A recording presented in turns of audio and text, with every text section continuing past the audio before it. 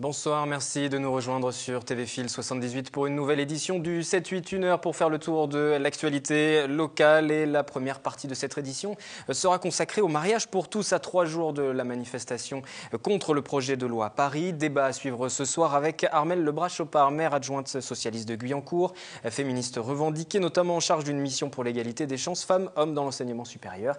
Favorable, vous l'avez été, au mariage pour tous. Voilà. Mathieu Colombani, coordinateur de la Manif pour tous sur le secteur de Saint-Quentin en Yvelines, et également délégué général du Parti chrétien-démocrate de Christine Boutin, opposé à l'idée d'une union par le mariage de deux personnes du même sexe. Jérôme André, président d'Homofesti, association gay et lesbienne fondée en 2002, et François-Xavier Bellamy, maire adjoint sans étiquette de Versailles. Vous avez signé début décembre une tribune « Mariage pour tous, justice nulle part » publiée dans Libération. C'était donc en décembre. Bonsoir à tous les quatre. Avant d'écouter vos arguments respectifs, voici déjà les titres de ce 10 janvier, les titres en images, les sujets qui seront développés dans cette édition. Les clients sont attentifs au prix. Une autre catégorie a aussi l'œil sur les prix. Ce sont les agents de la direction départementale de la protection des populations. Ils mènent des contrôles. Nous en avons suivi un ce matin.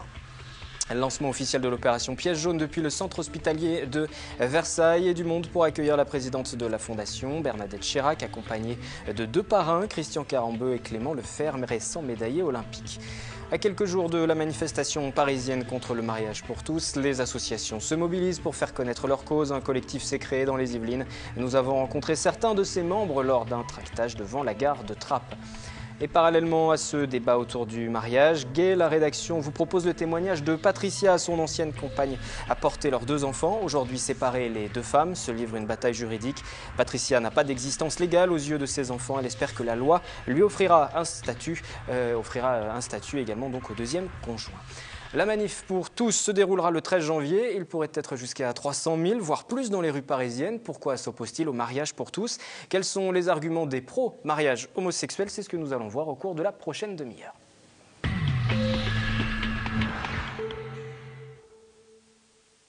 Et pour débuter, une première question qui va s'adresser aux anti-mariage pour tous, aux organisateurs de cette manif pour tous. Nous en avons 2 représentants sur ce plateau. En tout cas, jusqu'à hier, il était encore question de la procréation médicalement assistée. Les députés socialistes ont dit qu'ils ne déposeraient pas d'amendement finalement pour aller en ce sens. Ça veut dire qu'il sera plus difficile de mobiliser. La PMA concentrait beaucoup de critiques et était un petit peu l'argument principal également pour vous. Il y a là, je pense, une posture de communication qui est très claire. Et d'ailleurs, j'en ai échangé pas plus tard que cet après-midi, en début d'après-midi, avec un parlementaire socialiste qui me disait très bien que l'amendement était conservé, mais sera déposé dans le 2e texte concernant la famille, qui devra arriver au printemps. Donc ça prouve bien que l'amendement PMA est conservé.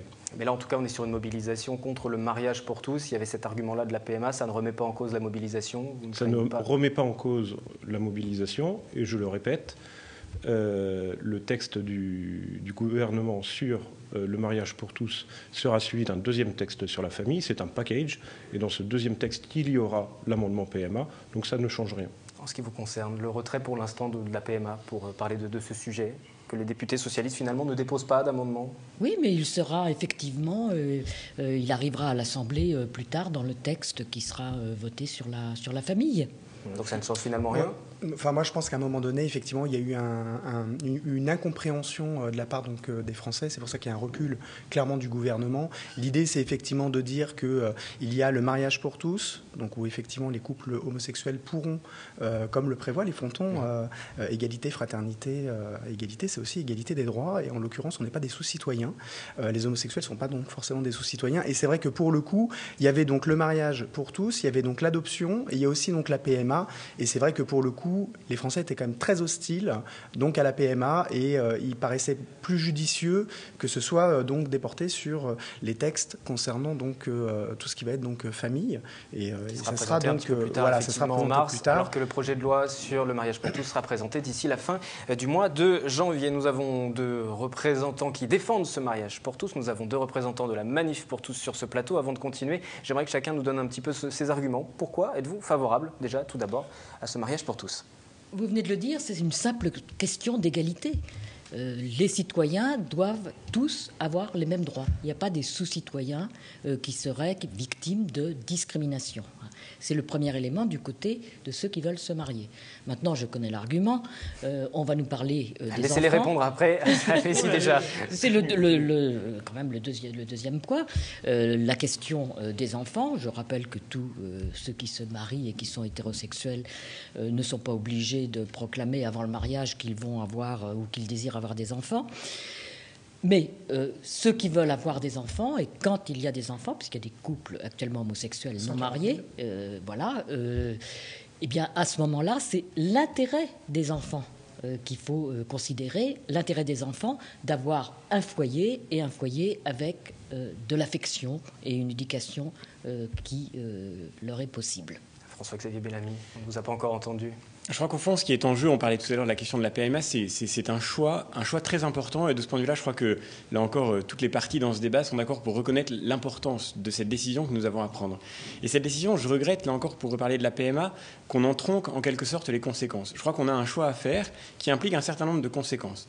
Et si nous choisissons de débattre autour d'une égalité effective de tous les couples dans le rapport au mariage et dans le rapport à l'enfantement, dans le rapport à la possibilité d'avoir des enfants et de les élever, alors dans ce cas, il faut bien mesurer les conséquences de notre choix. Cela signifie qu'il faudra nécessairement seulement adopter le mariage pour tous, mais aussi adopter, vous l'avez dit, la procréation médicalement assistée. L'adoption sera largement insuffisante pour que tous les couples puissent recevoir des enfants, et donc adopter la procréation médicalement assistée pour les couples de lesbiennes et la gestation pour autrui pour les couples gays. C'est une nécessité. Et voilà l'amalgame. Non, mais attendez, on vous a laissé parler, j'aimerais juste pouvoir terminer mon propos.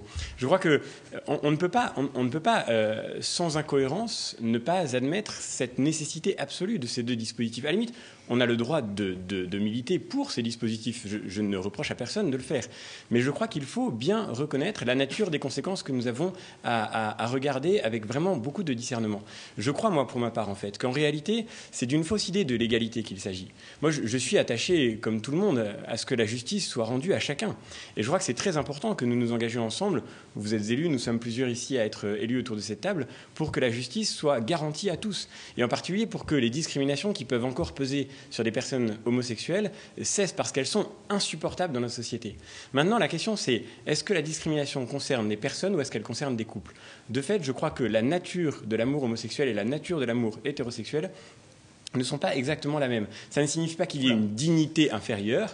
Bien sûr, aimer un homme quand on est un homme ou aimer une femme, ça n'est pas la même chose. Vous êtes féministe, je crois qu'il faut reconnaître la singularité. Monsieur Romandré, j'aimerais votre réaction, parce que ça vous a fait bondir. Non, mais à un moment donné, il ne faut pas tout mélanger. On va éviter de prendre des raccourcis. Le problème, c'est que les raccourcis, on y viendra forcément un jour. Donc je crois qu'il faut vraiment présenter les choses telles qu'elles se présentent. C'est-à-dire que dire qu'il n'y a pas d'égalité entre un amour hétérosexuel et un amour homosexuel, je suis désolé. Je n'ai pas dit qu'il n'y avait pas d'égalité, j'ai dit qu'il n'y avait pas d'identité entre les deux. Et la différence ne signifie pas nécessairement l'inégalité. Armel Lebras-Chopard, tout à l'heure, vous parliez d'amalgame aussi. Sur la GPA, elle est interdite actuellement aux couples hétérosexuels. Donc s'il y a égalité, il y aura égalité pour tout le monde. Je veux dire, là, c'est une façon de discrimination entre les couples homosexuels hommes et les couples homosexuels femmes. Par définition. Non, mais attendez, par essence. Ce débat, d'ailleurs, visiblement, peut pas être mélangé au mariage pour tous parce que ça crée un amalgame. C'est pour ça, d'ailleurs, que ça a été retiré ces jours-ci. Enfin, vous disiez juste à l'instant, tous les deux, vous étiez d'accord pour dire que l'amendement PMA n'était pas retiré, mais qu'il était juste déplacé. En tout cas, il ne rentre pas dans le cadre du mariage pour tous. Il y a deux textes qui nous intéressent ce soir, c'est ce texte du mariage pour tous, pour juste resituer les choses. Et encore une fois, c'est la posture du gouvernement et de la majorité de prendre des parlementaire. postures qui sont pas correctes. En réalité, on a le mariage pour tous avec, effectivement, c'est pour, c'est contre, etc. On vous dit que la PMA, ça sera pour plus tard, parce qu'effectivement, c'est peut-être pas les mêmes enjeux, et c'est pas le même débat. Non, c'est pas le même choix. Ce sera deux projets de loi différents, et on sera sur deux problématiques différentes. Et on reviendra débattre sur cette question-là si vous le souhaitez, mais là on parle du mariage. Exactement. C'est d'une hypocrisie flagrante. Mais non. Mais si. Regardez bien la position de la majorité parlementaire actuelle. Ce n'est pas moi qui le dis, c'est Christiane Taubira. La question de l'homoparentalité et de tout ce qui va avec, c'est-à-dire le mariage, l'adoption et la reconnaissance des orientations sexuelles, C'est un choix de civilisation. C'est pas moi qui le dis, c'est Christiane Taubira, garde des Sceaux. Oui, Vous avez aujourd'hui vous avez peur de quoi 140 000 familles. Mais vous avez peur de quoi pour la civilisation? Justement, nous n'avons vous en pas faites peur quoi? puisque nous demandons le référendum. Donc nous n'avons pas peur, nous faisons confiance aux Français et les Français seront en sagesse et en discernement engager la France dans ce choix de société. Le problème de tout ça, on a c'est élu des qu'aujourd'hui, députés, on est en vous avez- démocratie. Non, puis le vrai Le problème, c'est référendum qu'aujourd'hui, est vous démocratique avez aussi. effectivement un débat qui souhaite être créé, entre autres par Christine Boutin, puisqu'elle le réclame. Le souci de ce débat, c'est que le PAC, ça a mis un an. Un an avec des tas de débats 1500 heures qui de ont débat. été quand même très controversés, où il y a eu effectivement des montées en puissance d'homophobie. On n'est même pas à 0 heure de débat, parce qu'effectivement, c'est sorti au moment où François Hollande donc, l'avait mis dans ses textes. D'ailleurs, Je suis ravi gens de vous ont- entendre dire que pour le moment, on est à 0 heure de débat. Je suis ravi de vous Non, mais bien entendre dire et entendu. je vous le remercie. Non, mais c'est vrai. Enfin, Nous sommes d'accord là-dessus. faut Il le n'y a dire. pas de débat actuellement. Le en France sur ce président projet de loi. s'est fait Les débats élire. ont eu lieu en amont, y Et compris les devant débats, la ça fait commission, ça fait y 12 ans compris qu'on devant la les a. commission des lois. Alors, Pas sur le mettez-vous mariage, d'accord. mais sur le Monsieur Pacs. dit qu'il n'y a pas de débat actuellement en débat- France et vous, Sur vous la dites que le débat PMA, Sur la a eu lieu. question la du PMA, référendum, il y en a justement, pas. vous l'avez évoqué, on va Le faire un vrai tour de table. problème, c'est qu'un débat comme allez-y. ça crée aussi une montée en puissance de l'homophobie, ça crée des tensions, et c'est aussi ça qu'on dénonce aujourd'hui. Alors les uns Et après je les suis ravi autres. que La monsieur question du dise que, référendum. Juste pour- l'homophobie vous souhaitez un doit être référendum combattue, aujourd'hui. tout à fait. Est-ce que vous souhaitez également un référendum, que ce soit tranché? Moi, je ne sais pas si ça doit passer par la voie référendaire, parce qu'en effet, je fais confiance au Parlement pour statuer. Je crois simplement qu'on a vécu, par exemple, dans les dernières années, un moment exemplaire de démocratie participative, puisque c'est de cela qu'il s'agit, et qui était, par exemple, les États généraux de la bioéthique. Ça veut dire, peut-être que c'est à la fin au Parlement de statuer. Il a été élu pour ça, et en effet, il se présente avec un mandat. Mais ce serait tout à l'honneur du gouvernement socialiste et de la majorité socialiste de venir devant les Français et de leur dire « Nous avons été élus pour prendre cette décision, et nous nous engageons à la tenir. Maintenant, nous voudrions prendre le temps de discuter vraiment avec vous de tout ce que cela implique. » Et c'est pour ça que je regrette ce Donc, séquençage. pas de référendum, Il y a une forcément. commission parlementaire. Pas nécessairement référendum. On en tout continue cas, le ça tour de n'est pas- table. Non, mais il y a Référendum par aujourd'hui- Je remarque référendum. simplement Non, que le pas de paradoxe, c'est référendum. que- Il y a une D'accord, commission Armelle Lebrachot parlementaire. part. Non, non, Comme ça il y a, il y a eu les débats ont eu lieu d'une façon hebdomadaire devant la commission des lois au niveau de l'Assemblée nationale. Ouais, ce n'est Ils pas ont le largement national. eu lieu dans les médias. J'ai un dossier qui est haut comme ça. Avec Et il les se pour poursuit ce et soir les sur le contre, plateau. On et fait il- juste et une se petite poursuit. pause. Cette question référendum, faut-il un référendum, oui ou non? Certains élus, notamment à gauche aussi, se sont prononcés pour Jean-Philippe Mallet, député de la 11e circonscription socialiste, a appelé un référendum, notamment. Je vous propose ce micro-trottoir que nous avons réalisé aujourd'hui. C'est vous qui avez la parole. Souhaitez-vous ou non un référendum? Non, je crois qu'on élit des députés et qu'ils doivent pouvoir résoudre ce problème. Si on fait un référendum à chaque fois qu'on se pose une question. Ça, je vois pas l'inconvénient, ouais. Ouais, pourquoi pas. Moi non. C'est ridicule un référendum. Pourquoi alors? Bah, il faut juste, je sais pas, pouvoir en parler un petit peu calmement, en laissant de côté tout l'affectif, parce que bon, là on arrive à des dérives qui sont un petit peu quand même grossières. Il y a d'autres choses à s'occuper en ce moment que ce problème-là, je crois. Non, ce genre de sujet, c'est pour ça qu'on élit les politiques, c'est pour qu'ils prennent des décisions importantes et que c'est très bien que ce soit comme ça. Parmi les 4 invités qui sont sur le plateau ce soir, nous en avons 3 qui siègent dans différents conseils municipaux, que ce soit à Versailles, à Montigny-le-Bretonneux ou à Guyancourt. Est-ce qu'au sein de vos différents conseils municipaux, les discussions ont lieu aussi sur ces questions-là? Par exemple, si la loi est votée, est-ce que oui ou non, le maire célébrera et ses adjoints ces différents mariages homosexuels? C'est une évidence. Si la loi certains passe et elle va maires passer, certains maires se sont prononcés mais contre. ils C'est pour ça devront se soumettre à la loi. Alors, si les maires ne se soumettent plus à la loi, où va-t-on? On ne parle même plus de démocratie. La position du conseil municipal de Montigny sur cette question, comme sur d'autres, consiste à dire que les élus de Montigny sont là pour gérer les affaires locales de la ville de Montigny et que les débats nationaux n'ont pas à s'ingérer dans la municipalité. Donc ça veut dire que si la loi passe au conseil municipal de Montigny, on respectera la loi? Non, ça ne veut pas dire ça du tout. Ah bah alors ça veut clair, parce que j'ai pas compris. Alors, qu'est-ce qui va se passer? Ça veut juste dire que le conseil municipal de Montigny considère qu'il y a des parlementaires ou le président de la République, dans le cas d'un référendum, pour trancher ces questions-là. Le conseil municipal de Montigny n'a pas, en tant que tel, Mais là, on est sur une question à se mêler du Là, on a une question débat. sur des débats qui précèdent l'adoption ou non de la loi. Mais D'un si la projet loi de est loi adoptée, qui concerne, peu. en ce sens, si elle est adoptée, ce qui n'est pas encore sûr, et nous avons On était déjà vu, sur l'hypothèse du si. nous avons déjà vu des lois adoptées qui n'ont jamais été appliquées. C'est des choses qui existent. Je vous rappelle l'exemple du CPE ou de l'école libre qui avait été adopté aussi. Donc, en ce sens, le maire est responsable de l'état civil de sa commune, et chaque élu municipal est libre de faire le mariage, tout comme il est libre aujourd'hui de faire ou non un mariage. Oui, mais il faudra bien que le mariage soit fait. Nous Et sommes vous, d'accord. concrètement, Je vous viens de allez dire faire ça. quoi si demain vous avez un couple homosexuel qui vient vous voir, si la loi est adoptée? Vous ferez Je pas, ne vous faites quoi? célébrerai pas ce mariage. D'accord. Donc vous serez contre effectivement Je ne la loi qui célébrerai- sera. Bien entendu, je suis sur ce plateau pour ça, justement. Et je ne suis pas maire de ma commune. Donc je n'ai pas obligation légale de célébrer quelque mariage que ce soit. Donc je ne célébrerai pas ces mariages. En ce qui vous concerne, pour Versailles, À Versailles, sur votre point de vue, en tout cas, bien sûr. La discussion a été très, très, très vive et très approfondie. Et de ce point de vue-là, je crois que nous avons tous aussi collectivement regretté que je crois que les élus locaux n'aient pas été assez consultés. Vous dites qu'il y a eu un débat, mais en réalité, le débat a commencé. La loi était déjà écrite et pas une seule virgule n'a été changée après Ça les fait 12 consultations. ans, qu'on en parle. Je voulais simplement dire que Même plus. je crois que malheureusement, il aurait été opportun que les élus locaux, que les maires de toute tendance, de toute couleur, soient consultés sur cette question-là. Ils ne l'ont pas été. Nous avons voté, pour nous, une motion en conseil municipal qui a recueilli une très large majorité, une quasi-unanimité. Tous les groupes politiques l'ont voté. Il n'y a eu que 2 abstentions sur les 53 membres que compte notre conseil municipal, pour dire précisément que nous pensions qu'il y avait là une question très importante et qu'elle méritait un débat approfondi. Jérôme André. En réalité, le débat, ça fait 12 ans qu'on l'a avec le Pacs, et même bien avant, parce que le débat sur le Pacs, c'était plus d'1 an, donc ça fait presque 14 ans qu'on en parle. Les couples homosexuels ont toujours réclamé l'égalité. D'ailleurs, ça vous a pas échappé, ça s'appelle le mariage pour tous. Il ne s'agit pas de faire un mariage gay, il s'agit de faire un mariage pour tout le monde. Et effectivement, on est dans l'égalité. Et pour le coup, le Pacs, il y avait des opposants au Pacs. Christine Boutin en faisait partie, des opposants au Pacs.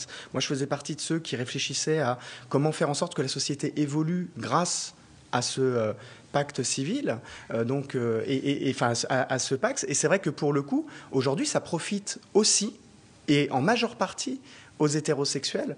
Donc je serais ravi effectivement que, une fois de plus, la communauté homosexuelle fasse avancer les choses au profit de l'ensemble de la population française, comme dans d'autres pays, parce que je rappelle que ce n'est pas une idée saugrenue. François Hollande a le courage de le mettre en place, et il a été élu pour ça, parce que ça fait partie donc de ses propositions. Mais effectivement, il faut avoir le courage de le faire. Il y en a d'autres qui aimeraient le faire, y compris dans au sein de l'UMP, entre autres. Et en l'occurrence, c'est vrai que le Pacs, ça a des lacunes, et aujourd'hui, c'est aussi pour ça qu'on se dirige vers le mariage pour tous. Il y a quand même une grande différence, c'est que le Pacs a ses défauts, mais c'était un dispositif nouveau. Le mariage pour tous ne consiste pas à apporter quelque chose de plus. Depuis des années. Le mariage pour tous ne consiste pas à apporter quelque chose de plus au mariage. Il consiste à enlever quelque chose au mariage, quelque chose de très important. Enlever quoi? Attendez, on va rien vous enlever. Factuellement, le mariage pour tous consiste à enlever du texte de la loi les mots de père, de mère, d'époux et d'épouse, autrement dit à enlever le repère de la différence des sexes. Et de ce point de vue-là, madame, je m'étonne que vous qui êtes féministe et qui défendez la place des femmes dans la société, vous acceptiez cette société de l'indifférenciation qui se dessine à travers elle. Alors, je ne conteste pas que le mariage pour tous soit demandé pour des raisons qui sont tout à fait généreuses et tout à fait légitimes. Il y a un désir qu'il faut entendre et qu'il faut respecter. C'est juste une question d'égalité. Je veux dire par là que ceux qui militent pour ce débat, le font avec une grande générosité, mais je crois qu'il y a une très grande contradiction entre le fait de vouloir défendre nos différences et le fait de vouloir les écraser dans un texte comme celui-ci, qui va tout simplement retirer de notre code civil les termes de père et de mère, d'époux et d'épouse, l'altérité qui est déterminante dans la définition du mariage. Vous avez été interpellé. Permettez-moi de Mathieu Colombani, pouvez-vous laisser répondre à Armel de Bras-sur-Par, puisqu'on retire à 148 reprises les mots de père et mère du Code civil. Ça ne vous empêchera pas de vous marier avec d'autres femmes. Tout va bien. Là n'est pas la question. Ça retire à la société et aux enfants. Non, ça ajoute. Non, mais on va revenir sur cette question des modèles. Armel de Bras-sur-Par, allez-y. Mathieu Colombani, s'il vous plaît. Alors, je m'étonne à mon tour que vous ayez ce type de réaction par rapport aux féministes, alors que les mêmes ont refusé qu'il y ait des cours sur ce qu'on appelle le genre, c'est-à-dire les rapports sociaux de sexe entre hommes et femmes. Le féminisme aujourd'hui, madame. Ah, c'est nouveau ça. Tout à fait. Je ne comprends pas qu'un féministe ou qu'une féministe défende la théorie du genre qui présuppose précisément que le modèle d'une altérité entre l'homme et la femme n'existe pas. Autrement dit, la théorie du genre, en réalité, on n'a jamais dit qu'il n'y a pas d'altérité biologique, on dit qu'il n'y a pas d'altérité, il ne doit pas y avoir de différence et de domination sociale. Ça s'appelle la lutte contre l'inégalité. Le combat du genre, c'est le combat contre la différence. Et c'est tout à fait différent, précisément. On peut lutter pour l'égalité des sexes sans lutter nécessairement pour leur homogénéisation, pour leur uniformisation, comme le fait la théorie du genre. Et je crois que de toute façon, le mariage homosexuel est bien le fils naturel de la théorie du genre. C'est normal qu'on en parle aujourd'hui. C'est-à-dire d'une idée selon laquelle, au fond, l'humanité est uniforme. Vous êtes contre la théorie du genre expliquée, contre les cours sur la sexualité. Et tout d'un coup, vous nous rappelez qu'il y a des hommes et des femmes dans la société. Et on en revient à cette question du mariage pour tous. Et on parlait du Pacs tout à l'heure. Alors j'aimerais juste qu'on revienne sur ça pour que ce soit un petit peu plus clair. Ce qui pourrait changer avec l'adoption de ce projet de loi du mariage pour tous, ce qui figure également actuellement dans le Pacs. Nous sommes allés poser la question à une avocate qui est spécialisée dans le droit des familles. Voici ses explications. Le Pacs n'entraîne pas de lien personnel véritable entre les personnes pacsées. Par exemple, il n'y a pas la possibilité de porter le nom de son compagnon. On n'a pas, lorsqu'il y a une rupture de Pacs, eh bien, il est possible que l'ancien pacsé épouse la fille de son ancienne compagne, ce qui ne crée pas de liens familiaux véritables. Ensuite, sur un plan patrimonial, eh bien, au niveau du droit des successions, les pacsés n'ont pas tout à fait, et loin de là même, les mêmes avantages. Au niveau de l'héritage, ils ne sont pas héritiers de leur conjoint. Ils ne peuvent prétendre à une part de l'héritage que dans la mesure où il y a un testament en leur faveur. Ils ne peuvent pas prétendre non plus à la pension de réversion de leur compagne ou compagnon prédécédé. Voilà, il y a un certain nombre de différences qui, effectivement, sont tout à fait importantes. Le mariage pour tous, c'est effectivement la réunion de deux personnes, parce que le Pacs s'avère tout à fait insuffisant pour donner satisfaction aux couples homosexuels. Donc, le mariage pour tous, pourquoi pas? Simplement, il va falloir réfléchir à un certain nombre de conséquences que ça va poser sur le plan de l'organisation de la société. Mariage pour tous. Alors le mariage déjà, c'est organisé autour de la, enfin, pour encadrer la filiation. Notamment, l'une des conséquences du mariage, c'est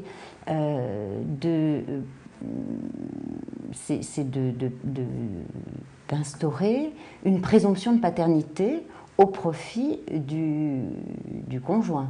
C'est-à-dire qu'un enfant né dans le mariage a pour père le mari. Cette présomption de paternité pose un véritable problème s'agissant de couples homosexuels, puisque la question qui se pose, c'est: est-ce qu'on va la réserver uniquement aux couples hétérosexuels? Est-ce qu'on va la supprimer purement et simplement? Après tout, pourquoi pas? On y a réfléchi déjà à plusieurs reprises, parce que pourquoi une présomption de paternité? Bon, on peut éventuellement envisager de la supprimer purement et simplement, ou bien est-ce qu'on va l'étendre à tous les couples? C'est la solution d'ailleurs qui a été retenue par le Canada.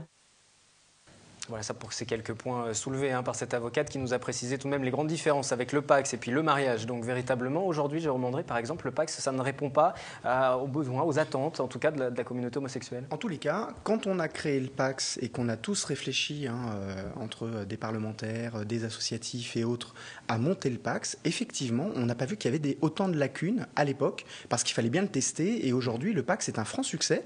Je rappelle quand même, au petit passage, que la courbe du Pacs d'ici 1 an ou 2 ans dépassera celle du mariage. Et effectivement, il y a aujourd'hui beaucoup de couples hétérosexuels qui se servent du Pacs. Le Pacs a été une vraie avancée. Il y a des lacunes. Et pour combler ces lacunes, il faut effectivement avoir le mariage pour tous. Mathieu Colombani, le Pacs, pour vous, c'est une évolution déjà suffisante ? Ça répondait à un moment donné à des besoins. Ensuite, on ne peut pas dire que le Pacs soit une revendication. Ce le fut à l'époque, mais je parle aujourd'hui de la communauté, même si j'aime pas ce terme, parce qu'on vit dans un pays, on ne vit pas entre communautés, des homosexuels. il y a eu en 2010 9000 PACS entre homosexuels. 9000, ce qui représente 6% de la totalité des PACS. On est bien d'accord, il y a bien plus de 18 000 homosexuels en France. Cela veut donc dire qu'il n'y a pas la demande de la part des homosexuels, vivant en couple ou non, d'avoir ce PACS. Mais il y a peut-être une demande pour le mariage, peut-être pour des questions comme par exemple sur les héritiers, sur les pensions de reversion. Mais sur les héritiers, l'avocate spécialiste du droit de la famille que nous venons d'entendre l'a très bien dit. Il y a le testament. Et ça si répond. Vous décédez avant d'avoir eu le temps de faire un mais testament. lorsque vous vous pacsez, vous savez alors faut enlever que le mariage pour les lorsque vous pacsez, vous savez qu'en cas de décès, vous aurez besoin d'un testament. Et ben, rédigez le testament. Non, mais mariez-vous, ça va plus vite. C'est 10 fois plus simple de se marier et ça vous retirera rien. Enfin, honnêtement, on ajoute, on n'enlève pas. Vous pouvez pas être contre ça. Alors, liberté, égalité, fraternité, c'est ce que tous les élus, enfin vous êtes 3 élus ici, je pense que vous êtes tous capables effectivement d'adhérer à ce concept d'égalité. Et en l'occurrence, le mariage pour tous, c'est l'égalité pour tous. La manif pour tous, c'est la division pour tous. Là-dessus, l'égalité de dignité, nous sommes tous d'accord.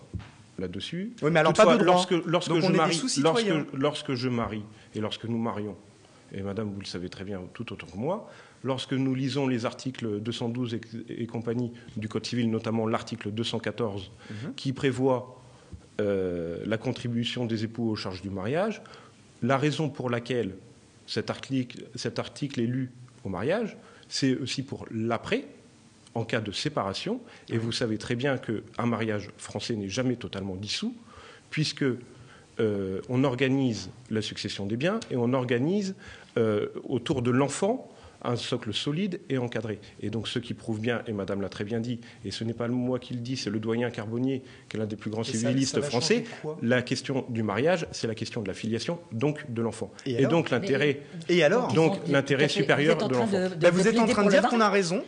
Vous êtes en train de plaider pour le mariage ? Non, mais je crois qu'on peut être pour ou contre le mariage pour tous, mais il faut quand même qu'on s'accorde sur un point, sinon on ne peut pas en parler sérieusement, c'est que ça n'est pas une réforme anodine, ça n'est pas une réforme banale. On ne peut pas dire que ça ne change rien.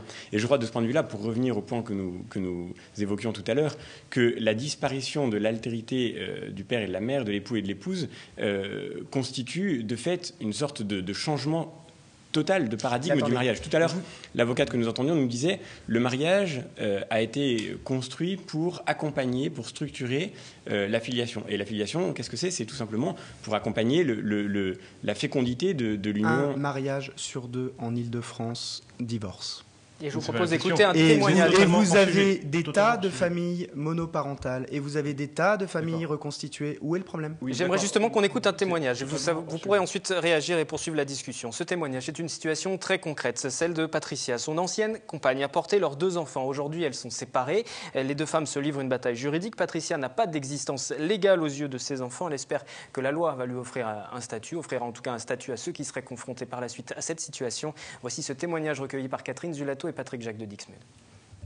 Patricia a vécu 13 ans avec une femme. Au bout de 5 ans de vie commune, elles ont fait le choix d'enfants portés par sa compagne. Patricia, qui témoigne à visage couvert, a tout suivi. Les rendez-vous avec les médecins, les psychologues, le gynécologue, les inséminations en Belgique jusqu'à l'accouchement. De leur histoire de vie sont nées 2 filles, âgées aujourd'hui de 3 ans et demi et 7 ans. Depuis janvier 2011, Patricia est séparée et aux yeux de la loi, elle n'a pas d'existence légale. Alors au départ, on voulait faire une charte. Et puis cette charte, la faire valider devant un juge. Après, avec la vie courante, on ne l'a pas fait. On a été consulter un avocat pour faire une délégation d'autorité parentale partielle.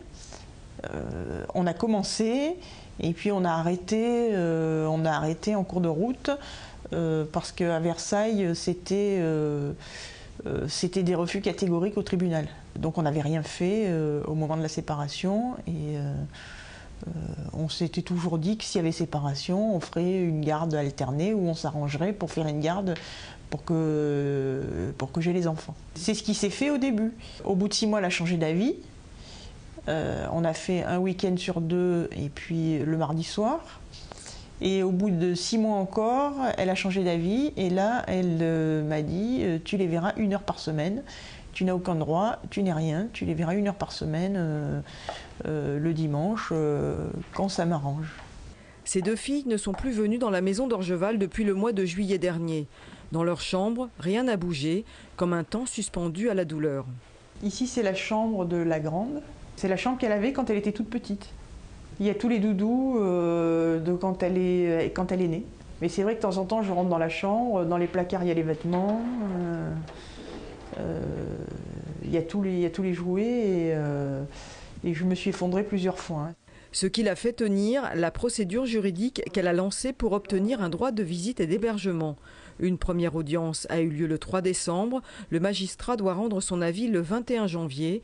Patricia espère que le mariage pour tous, s'il est adopté, prévoira l'autorité parentale déléguée ou conjointe. Le vrai débat, c'est pas que le mariage, c'est les enfants. Et tout le monde le sait que c'est le vrai débat, c'est l'adoption des enfants. Je pense qu'on est très en retard par rapport à d'autres pays.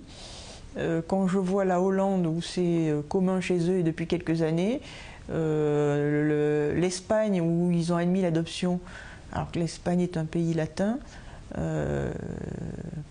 et catholique, et que je vois le retard qu'a la France, je trouve pas qu'on... Enfin, une vision positive est difficile à avoir. Voilà pour ce témoignage, j'aimerais votre réaction. On sent une vraie détresse. Il manque quelque chose actuellement. Est-ce qu'éventuellement ce mariage pour tous ne permettrait pas d'éviter ce genre de détresse? Effectivement, il y a de la détresse humaine dans ce reportage. Et quand je voyais mon interlocuteur sourire et rigoler, j'étais profondément Attendez, choqué. on va laisser répondre Jérôme André, parce qu'on va quand même laisser répondre Jérôme André.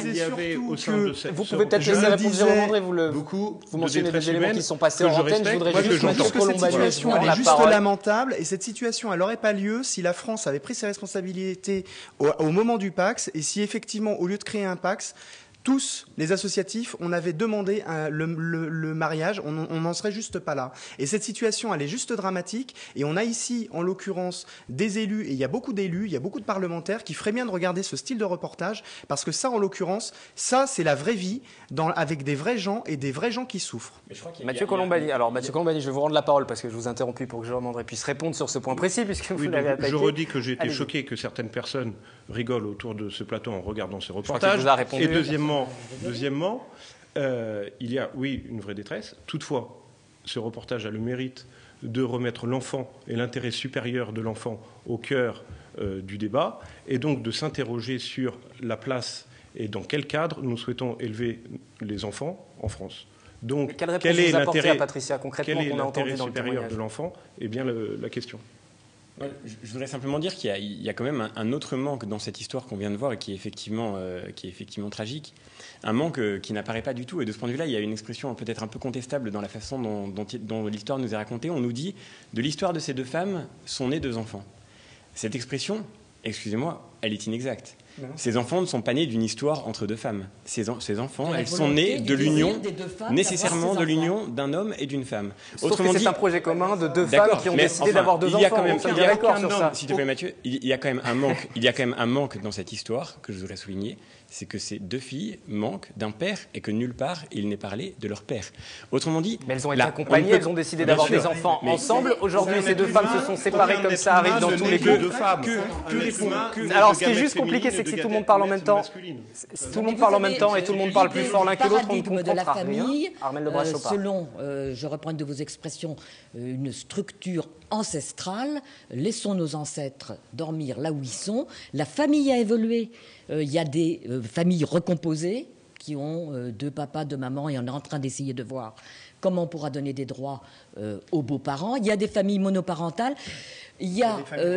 Vous avez exactement la même attitude comme vous l'avez eue par rapport au Pacs, comme vous l'avez eu à une époque par rapport à l'IVG, comme vous l'avez eu à une époque encore plus ancienne. Je suis né en 1985. Non, quand je dis vous avez bien compris. Lors de ces débats-là. Mais non, le débat sur le divorce. Nous n'étions pas là lors du débat. Donc ne dites pas ça. Ne dites pas ça, c'est pas vrai, madame. Je vous le répète tous en même temps, ce n'est pas compréhensible et donc ça ne sert à rien.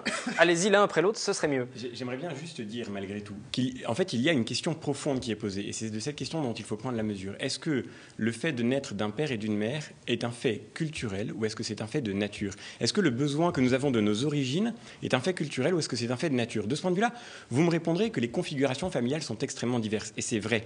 Et il est nécessaire que la loi accompagne la différence de ces configurations familiales et qu'elle garantisse les droits de chacun au mieux. Malgré tout, je crois que la loi est faite pour fixer des repères, pour fixer des normes et pour dire ce qui est bon, ce qui est même, lorsqu'il s'agit d'enfants, le meilleur. Pas simplement pour dire tout ce qui peut se produire, pour accompagner tout ce qui peut se produire. Parce que dans ce cas-là, vous voyez, on pourrait aussi partir du fait que un enfant pourrait grandir dans n'importe quelle situation. Il n'est pas condamné au malheur, oui, il n'est pas condamné à être malheureux. Un enfant qui a perdu son père ou sa mère n'est pas condamné à être malheureux. Mais là, en l'occurrence, sur cette situation très précise, parce que la je voudrais juste meilleure des rester... situations pour un enfant... S'il vous plaît, de femmes ou de deux hommes. S'il vous plaît, j'aimerais juste que vous puissiez répondre à cette question très précisément pour cette femme qu'on a vue dans ce témoignage. Il y a une situation de détresse de la part de cette femme qui ne voit plus les deux enfants qu'elle avait décidé d'avoir avec sa compagne à l'époque. Il y a forcément une souffrance aussi de la part des deux enfants qui ne voient plus non plus leur deuxième maman. Quelle réponse on peut leur apporter? Il n'y a pas de deuxième maman, ça n'existe pas. En l'occurrence, on est sur une situation, c'est un fait, sur le reportage n'a pas été inventé. Aucun enfant n'est de deux mamans.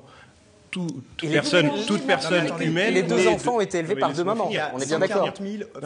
Attendez, vous pouvez pas dire d'un côté, il ne faut pas, et c'est là toute la différence et le cœur du débat.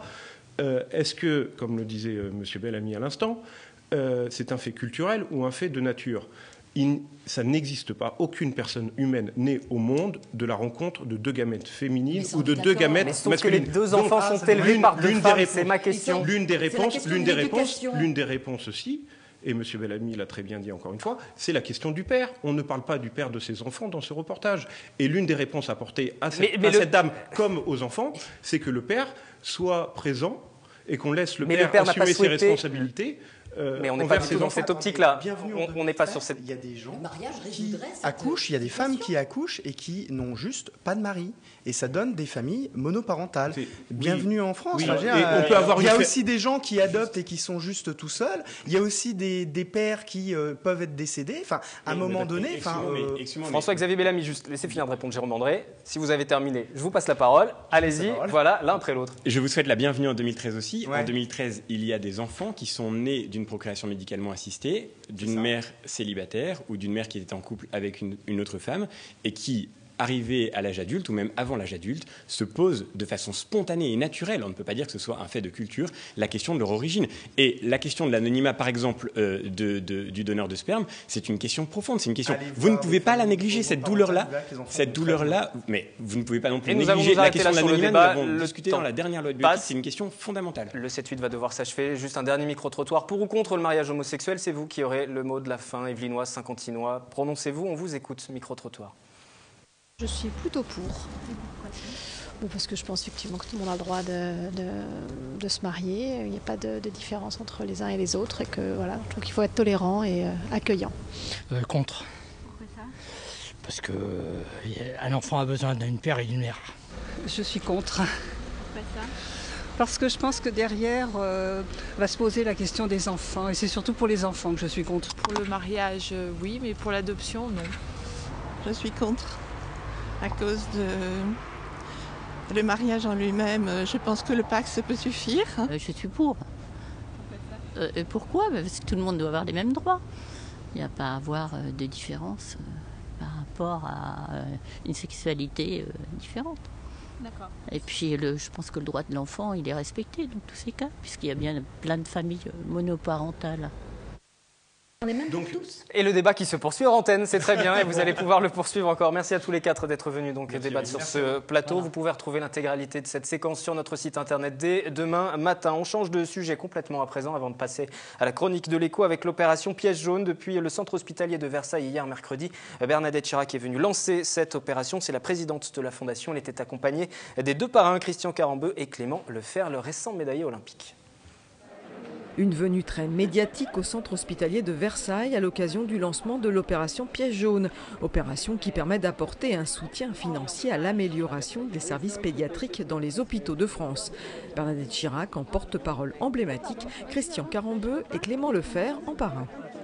La Fondation Piège jaune a décidé cette année de faire pas mal de projets sportifs dans les hôpitaux pour aider à la réinsertion de ces jeunes et aussi voilà, c'est important, je me suis épanoui à travers le sport et c'est important pour moi de le partager. On ne peut pas laisser un enfant seul, on se doit de le guider, on se doit d'être à côté pour construire son avenir et en l'occurrence ici pour essayer d'améliorer son quotidien et l'accompagner, pourquoi pas, dans sa thérapie.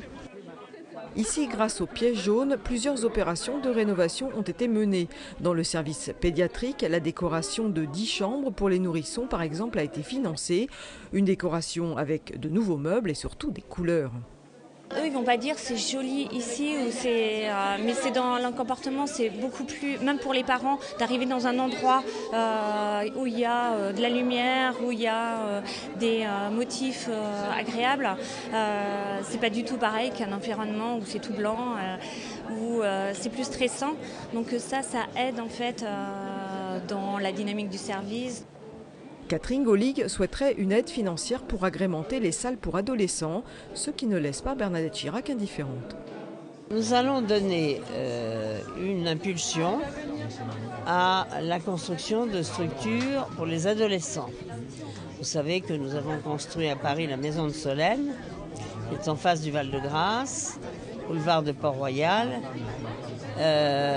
et dont je suis très fière. Et nous avons décidé de construire une maison de Solène par département. L'opération Pièce jaune existe depuis 1990. Elle se déroule jusqu'au 16 février. 850 000 tirelires sont placés dans 17 000 bureaux de poste à travers la France.